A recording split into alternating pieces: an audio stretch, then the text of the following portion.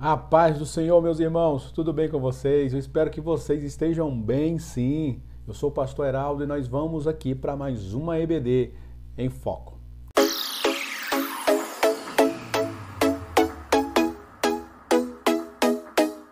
Pois bem, meus irmãos, vamos para a lição de número 9. Nós vamos trabalhar hoje sobre o tema ética cristã e responsabilidade social. Lição de número 9, revista Adolescer Mais.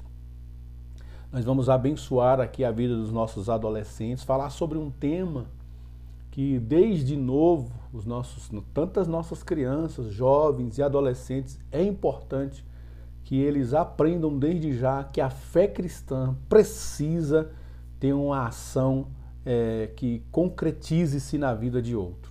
E a responsabilidade social vai justamente trazer para nós essa cobrança que a nossa fé, uma fé ética, uma vida cristã ética, possa levar para uma vida prática também. O que nós cremos precisa desenvolver ações práticas. A gente precisa falar e viver uma vida de oração, falar e viver uma vida de devoção a Deus. A gente precisa estar em comunidade, no meio dos irmãos, mas essa nossa fé, ela precisa se manifestar também na vida das outras pessoas. E para esse tema, ética cristã e responsabilidade social, nós vamos trabalhar ali o texto de Lucas 10, 25 ao 37, que vai falar sobre a conhecida parábola do bom samaritano. Na verdade, as pessoas chamam esse trecho de a parábola do bom samaritano, mas o texto em si não fala que é uma parábola, até porque parábola é uma comparação, e nesse texto Jesus está se referindo possivelmente a uma história verídica, né? Porque se ele tivesse trazido uma comparação, uma parábola, e fazendo essa crítica que ele fez através dessa história aos judeus, ao sacerdote, ao levita, possivelmente essa história seria prejudicada ali, eles não teriam aceitado nem o debate, nem o diálogo. Mas como Jesus trouxe em forma de história, possivelmente por ter sido uma história, o homem aceitou o debate, a conversa com Jesus, e aí ele aceitou no final a correção. Tá? Então vamos para o nosso texto, Lucas 10, 25 ao 37, lição de número 9, a partir do versículo 25, e aí todo o texto eu coloquei algumas expressões em vermelho, sublinhado, e pintei de verde também, para que a gente possa já na leitura, já ir fazendo aqui algumas interpretações, tá? Versículo 25. E eis que certo homem, intérprete da lei, eram os doutores da lei da época, eram como se fossem advogados, né? Da lei, não só da lei de Israel, mas da lei civil, da lei cerimonial. Então eles tinham o papel de interpretar a lei, eles tinham domínio sobre a lei mosaica. E esse intérprete da lei se levantou com o objetivo de pôr Jesus à prova. E lhe perguntou: Mestre, que farei para herdar a vida eterna? Então é um homem que tem a lei na mão, na palma da mão, que vamos dizer assim, ele tem um vade-mecum na cabeça, e ele está conversando com Jesus e ele está tentando colocar Jesus à prova, fazendo uma pergunta a respeito de vida eterna. Mas Jesus, em vez de ele responder falando para esse homem que a vida eterna seria a partir dele, Jesus, que ele veio para dar vida eterna ao homem, como Jesus sabia da malícia do coração dele, Jesus vai então levá-lo para a sua área que ele tem atuação mais importante, né? Ele é um intérprete da lei, então Jesus vai levá-lo de volta para a lei. Versículo 26. Então Jesus lhe perguntou: o que está escrito na lei? Como você entende? Ou seja, você é intérprete da lei, o que é que a lei fala a respeito de vida eterna? Ele está perguntando sobre vida eterna, Jesus volta para a lei e pergunta para ele: o que é que a lei diz a respeito de vida eterna? Versículo 27. A isto ele respondeu: ame o Senhor, seu Deus, de todo o seu coração, de toda a sua alma, com todas as suas forças e de todo o seu entendimento e ame o seu próximo como a si mesmo. Olha só como é que Jesus levou ele a citar a parte mais importante da lei. E agora Jesus, a partir do que ele mesmo disse, Jesus também vai começar a apertar a vida desse homem e o que ele entendia como o próximo. Então Jesus lhe disse: você respondeu corretamente, faça isso e você viverá. Ou seja, faça isso e você terá vida eterna. Ame a Deus, ame ao seu próximo, ou seja, a sua fé seja uma fé prática, né, que te leve não só a amar a Deus, mas a amar o seu próximo. Pronto, está resolvido, você tem vida eterna. E aí o homem deveria ter virado as costas e ido embora. Mas Jesus sabia que aquele homem ia ficar muito ali curioso, né? E aí no versículo 30, mas no versículo 29, mas ele, querendo justificar-se, perguntou a Jesus: quem é meu próximo? Porque Jesus pegou ele ali provavelmente numa situação em que ele não amava o próximo. Possivelmente ele só amava os seus patrícios, as pessoas que eram parentes ou amigos deles, mas possivelmente odiavam as outras pessoas, odiavam os romanos, odiavam os samaritanos. E aí Jesus vai então trazer ele para essa história. Mas Jesus prosseguiu dizendo: um homem, e aí eu coloquei entre parênteses, um homem judeu, esse homem que vai estar sendo espancado, esse homem que vai estar na beira do caminho, semi-morto, é um judeu, é bom esclarecer isso. Um homem descia de Jerusalém para de Jericó. Eu também fiz questão de destacar essa expressão, descia de Jerusalém para Jericó, porque Jerusalém ficava numa parte muito alta da cidade, era a parte mais alta da cidade. Então, obviamente que toda pessoa, ao sair de Jerusalém, para ela voltar para suas regiões, ela tinha que descer, porque Jerusalém ficava sempre acima, né? Sempre acima das demais cidades.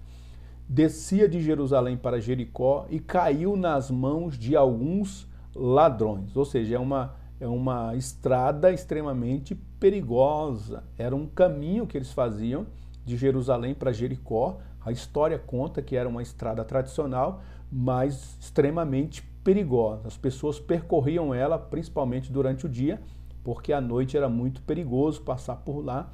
E aí esse homem está descendo para Jericó, vindo de Jerusalém, e foi assaltado, foi ali abordado por ladrões. Estes, depois de lhes tirar a roupa e lhe causar muitos ferimentos, retiraram-se, deixando-o semi-morto. Outras versões vão dizer quase morto ou bastante ferido, né? Ele estava espancado a ponto de morrer.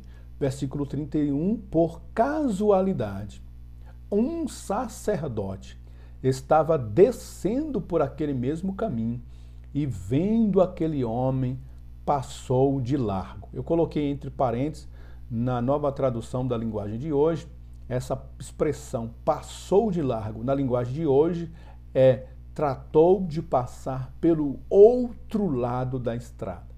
Ou seja, ele fez passando pelo caminho, ele avistou esse homem e ele pegou ali no mesmo sentido, mas ele foi passando pelo outro lado da pista. Ele pegou a outra margem da pista para se distanciar desse homem.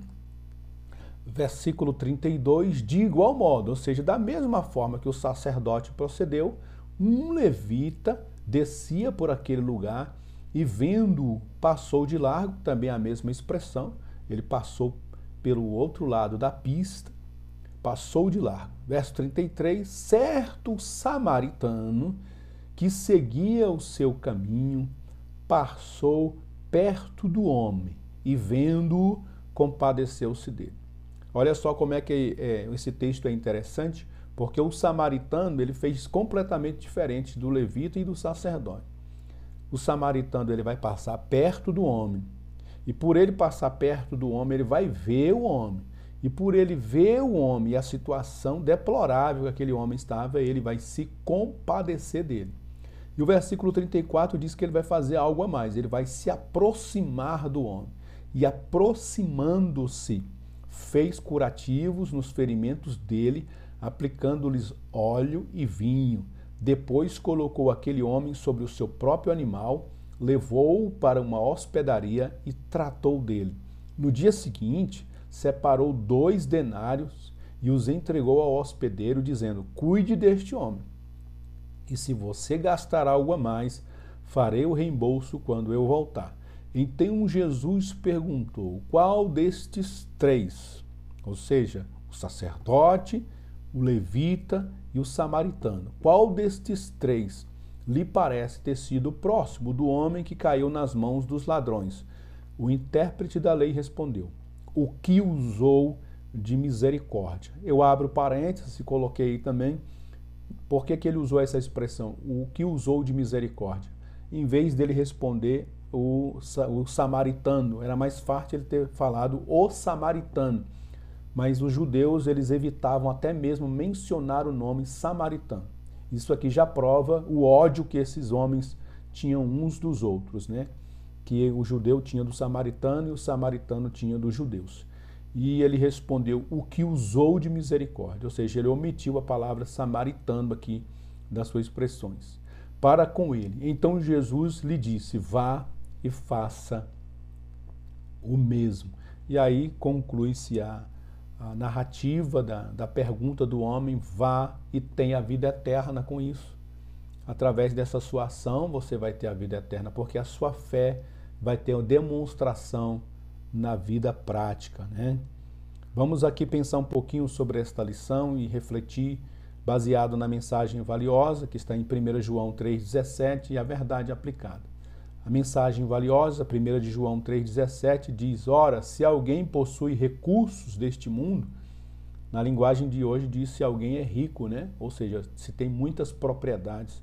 Se alguém possui recursos deste mundo e vê seu irmão passar necessidade, mas fecha o coração para essa pessoa, como pode permanecer nele o amor de Deus? Em outras expressões, vai dizer como que essa pessoa vai provar que ela realmente ama a Deus se ela fecha o coração para ajudar as pessoas, né? Então, o amor a Deus tem que ser comprovado através de ação prática.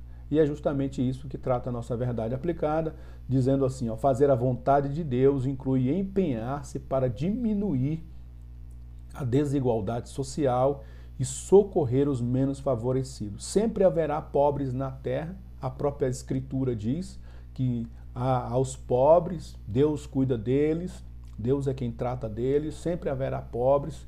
É uma questão do pecado mesmo, da queda do homem, trouxe essas desigualdades, mas nós como cristãos a gente vai fazer o máximo possível com os recursos desta terra, deste mundo, são com estes recursos. Por que que a expressão recursos deste mundo é interessante aqui? Porque muitos de nós, quando alguém vem pedir socorro para nós, a gente quer dar recursos dos céus. Por exemplo, a pessoa está com fome e a gente quer oferecer oração para ela. Deixa eu orar por você. A pessoa está com um problema de enfermidade, a gente quer clamar pela pessoa simplesmente. Muitas das vezes o problema daquela pessoa era uma consulta. Ela precisava ir tomar a medicação, ela precisa ir no psicólogo. Só que a gente, para não usar os recursos deste mundo, a pessoa vem até nós e diz: eu vou orar e Deus vai prover. Como que Deus vai prover se Ele já está podendo me usar para prover na vida daquela pessoa? Então, na verdade, a nossa fé, muitas das vezes, é uma fé que a gente clama as coisas espirituais, mas na verdade porque a gente não quer abrir mão daquilo que a gente já tem. Na verdade, a gente deveria ser a padaria para aquela pessoa. Quando a gente diz Pai Nosso, a verdade a gente está se colocando à disposição de Deus para ajudar as pessoas que estão à nossa volta. Pai Nosso. Se o Pai é meu, o Pai também é seu, o Pai é de todos nós. Se o pão é meu, o pão é nosso, o pão é de todos nós. Quando eu digo o pão nosso me dá hoje, que se Deus me deu o pão, Ele deu o pão para mim, Ele deu o pão para nós. E o pão que vai me alimentar tem que alimentar você, o pão que alimentou você tem que me alimentar. A nossa fé precisa ser uma fé que nos faça doer o bolso também, faça-nos sair da zona de conforto, faça com que a gente se movimente. A igreja primitiva é uma igreja que nos dá um exemplo muito grande de uma fé prática. Eles viviam uma intensidade tão grande com a fé que eles não conseguiam viver sem ajudar um ao outro, sem vender as suas propriedades, desfazerem dos seus bens, para que o evangelho progredisse, para que as pessoas pudessem ter um conforto a mais também, e que nós também, no século XXI, possamos ser assim, que a nossa fé seja uma fé prática.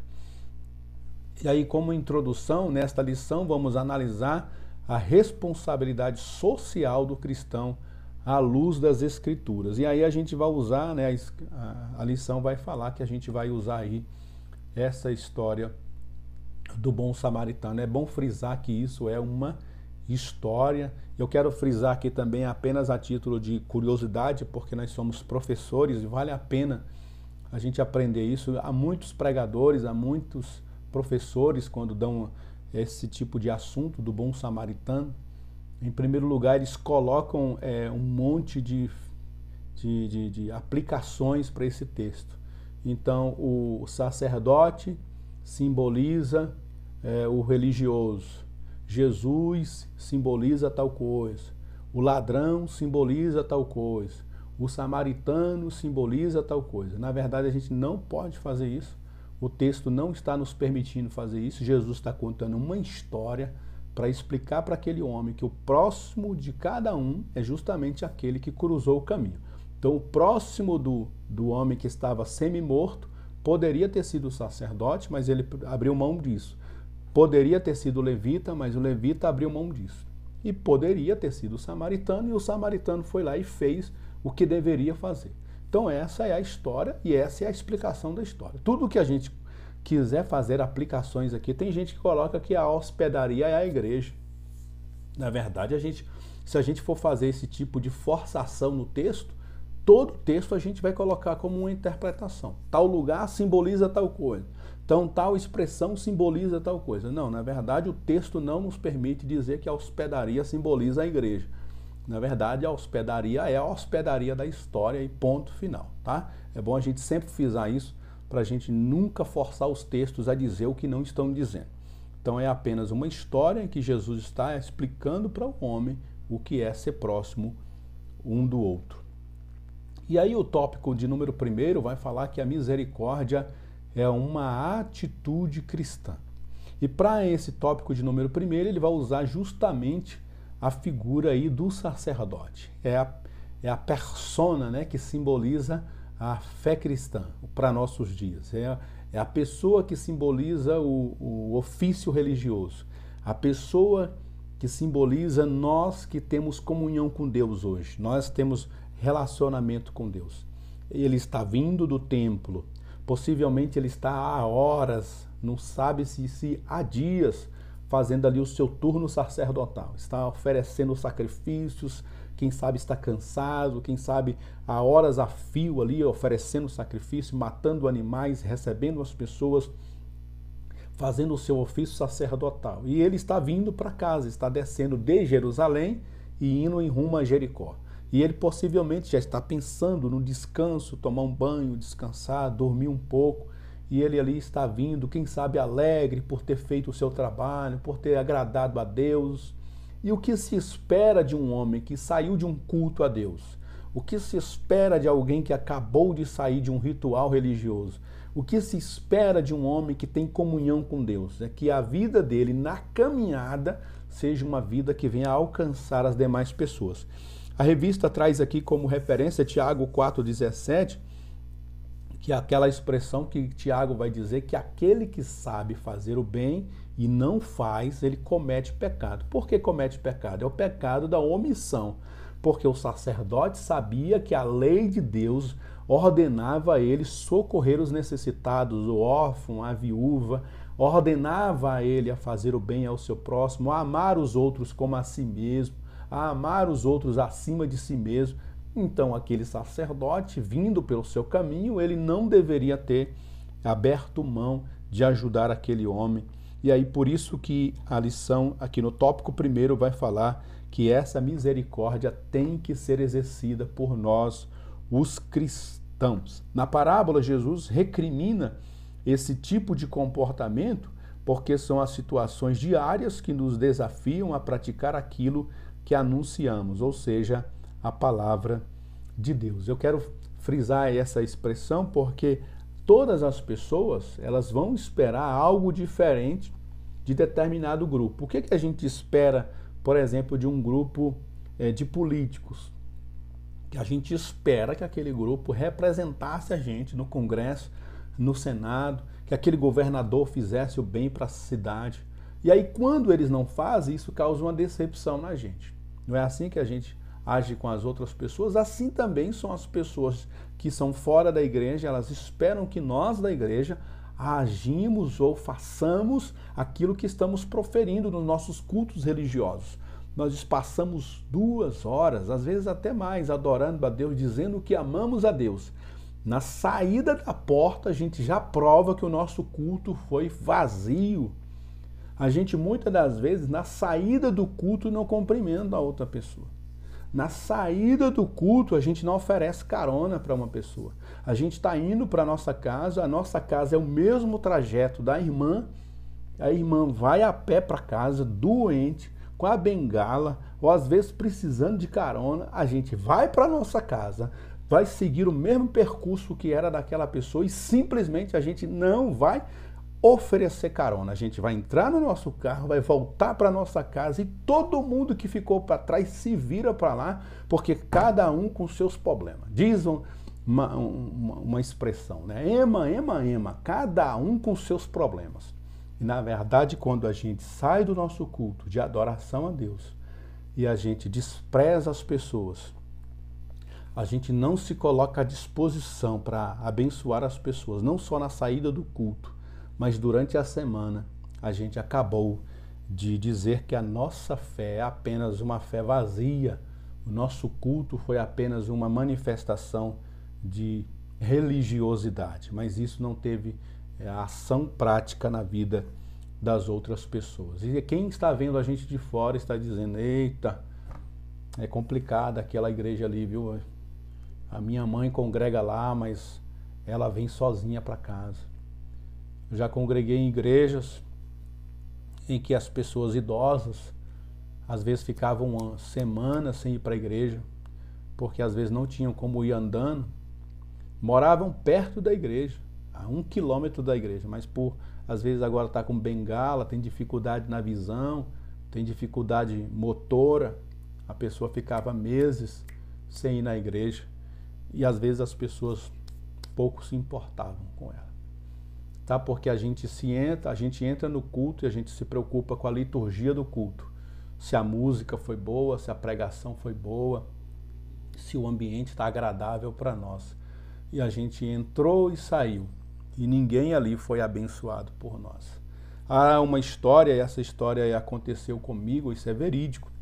Nós estávamos num culto, e aí a gente estava observando alguns irmãos que quando entrou uma senhora, ela era tipo mendiga, ela estava muito assim, mal vestida, e ela entrou no culto nosso. O culto rolando, ela entrou, sentou no banco. Gente, isso é verídico, eu vi, os meus olhos viram isso. Aquela senhora sentou no banco. As pessoas que estavam perto dela, num raio de pelo menos 1,5 metro dela, se afastaram dela. Ela sentou, automaticamente as pessoas se afastaram dela. Isso é terrível, né? Vamos para o próximo tópico. Tópico de número 2. Continuar a mesma ideia. Só que no tópico de número 2, que está sob o tema Deus se agrada do misericordioso, agora vai entrar em cena uma outra personagem aqui importante para o culto a Deus, que é o levita, né? O levita é aquele cara que cuida da organização da igreja, né? Do templo daquela época. Ele zelava pelo templo, cuidava das coisas do templo, para que tudo funcionasse ali, para que tudo ocorresse bem no templo de Deus.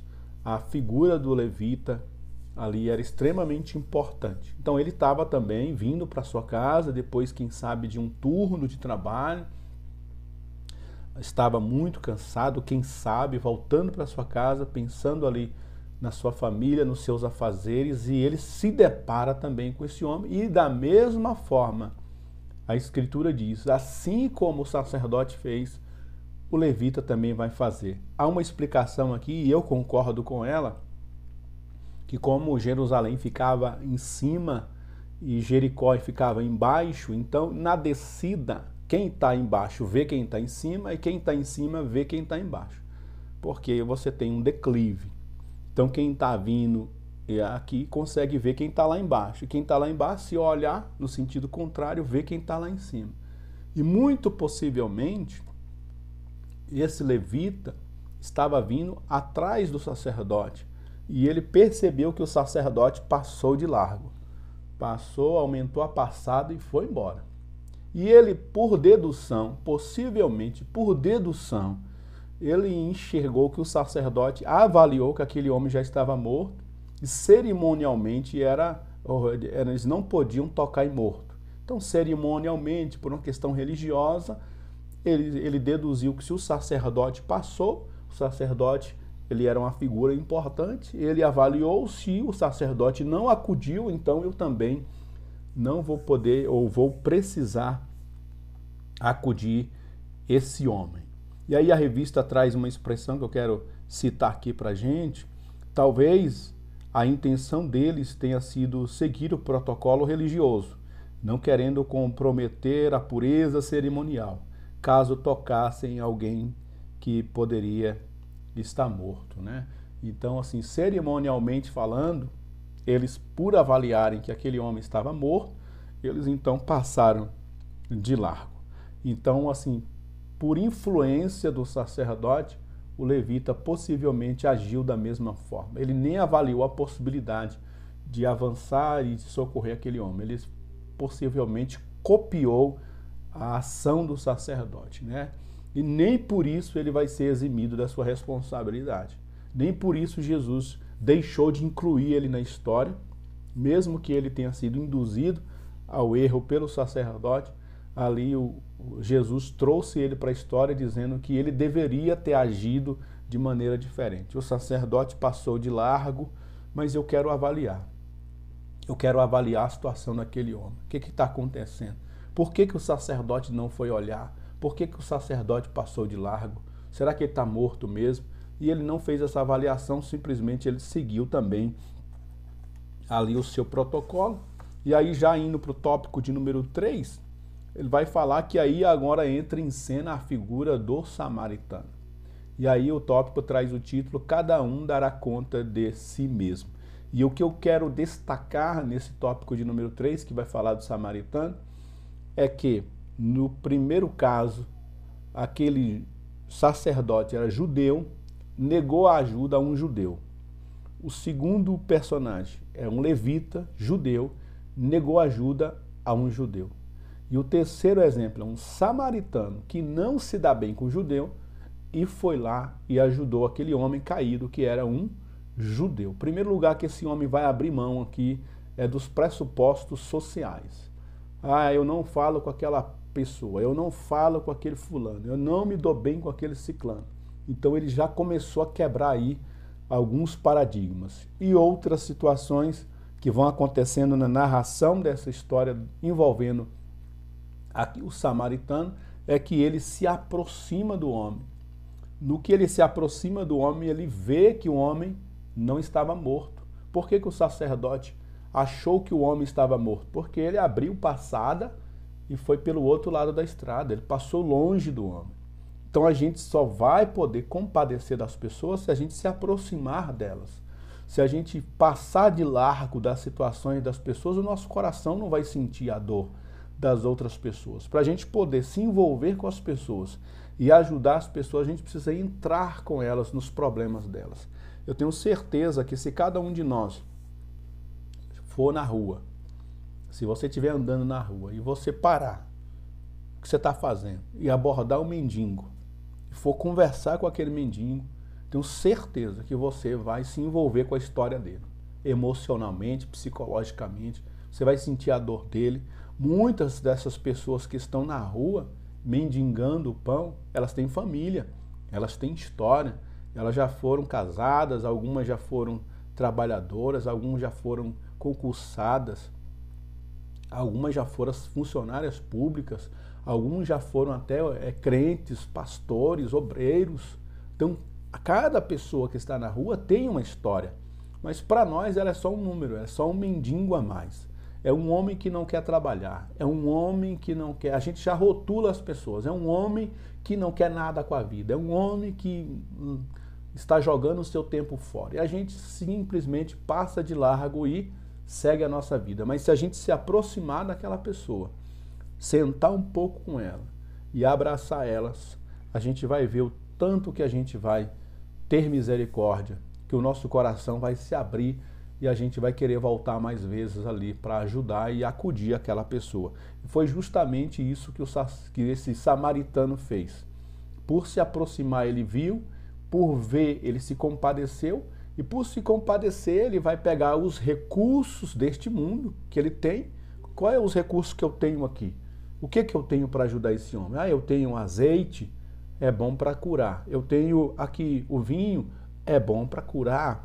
Eu tenho aqui o dinheiro, vou oferecer hospedaria para ele. Eu tenho a minha cavalgadura, o meu jumento, o meu cavalo, vou colocar ele na minha cavalgadura. Eu tenho tempo aqui sobrando, eu vou dar uma atenção para esse homem. Então, os recursos que tinha disponível para aquele homem, ele vai usar para levantar aquele homem que estava semi-morto, e agora aquele homem vai voltar a ter vida também. Tá? Então essa é a atitude de todos nós. Jesus disse que o próximo são todas aquelas pessoas que cruzarem o nosso caminho. Toda vez que a gente passa de largo, a gente nega a nossa fé. Tá? Vamos para aqui para a nossa conclusão dessa lição. Em um mundo afligido por situações que atentam contra a vida, a dignidade e o bem-estar das pessoas, os cristãos são chamados a redobrar os esforços para seguir os passos de Jesus, que não se manteve indiferente à dor e ao sofrimento das pessoas, né? Que todos nós possamos agir assim como esse homem, assim como esse bom samaritano, né? Que na verdade ele agiu porque ele era assim, era da sua natureza. Tá? A gente não sabe se ele está vindo do culto, a gente não sabe se ele está vindo do templo, a gente não sabe de onde é que ele está vindo. Mas ele é assim, ele agiu conforme a sua natureza. E se a gente que diz que serve a Deus, a nossa natureza deve ser também a natureza da misericórdia. Então que todos nós possamos agir dessa forma, tá bom? Que Deus te abençoe, meus irmãos, que Deus possa te usar aí para ministrar essa lição, para fazer a parte aqui de preparação dessa lição.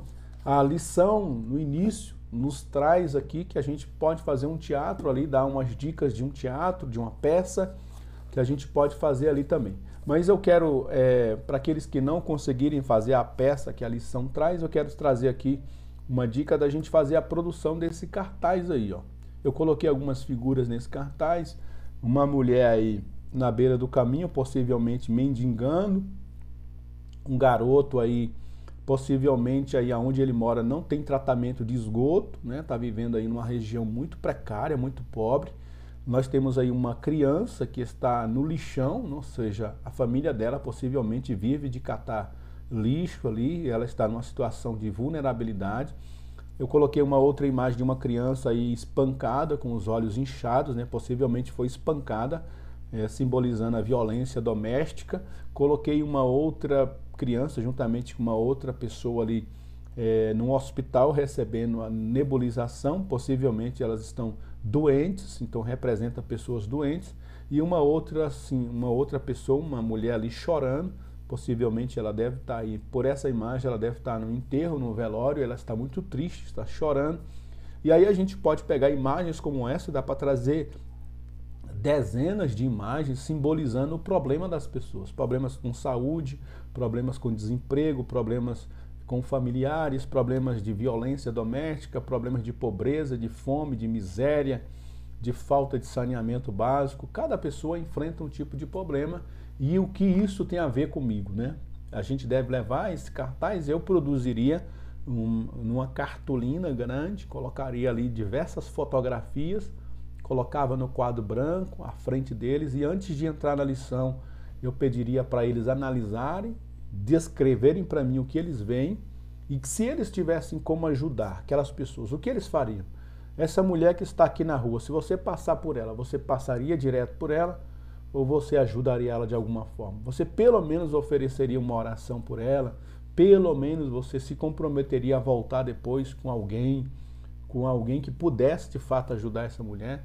Então todas essas situações, muitas das vezes a gente não vai conseguir mudar o cenário geral, mas a gente pode mudar a vida de uma pessoa sim, tá bom? Então a lição é rica, dá para explorar muito a questão social e que você, professor, possa aí ser instrumento de Deus tanto para fazer a narração dessa história do bom samaritano, como para também incentivá-los a fazerem um trabalho social. No fim da lição também, a lição nos recomenda que a gente converse com o nosso pastor e que se ele tiver na ideia dele, na cabeça dele, fazer algum evento social por esses dias, aproveitando essa lição, que ele insira, que ele inclua os adolescentes nessa atividade, para que eles façam alguma coisa dentro dessa ação social, para que eles possam também praticar essa lição. Tá? Converse com o seu pastor e se ele tiver aí alguma ação social, uma obra social para fazer,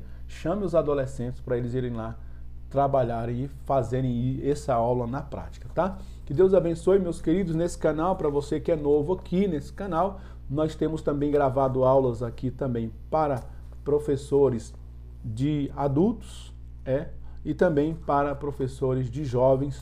São essas 3 temáticas que a gente grava aqui nesse canal da revista das editoras Betel, tá? Você que é novo nesse canal, continua aí nos ajudando, dando um joinha, compartilhando aí nos grupos da Escola Dominical de sua igreja e orando por nós, para que a gente possa aqui todas as semanas estar trazendo esse conteúdo para vocês, tá? Até a próxima, se Deus nos permitir. Fiquem todos com Deus. Deus abençoe, irmãos.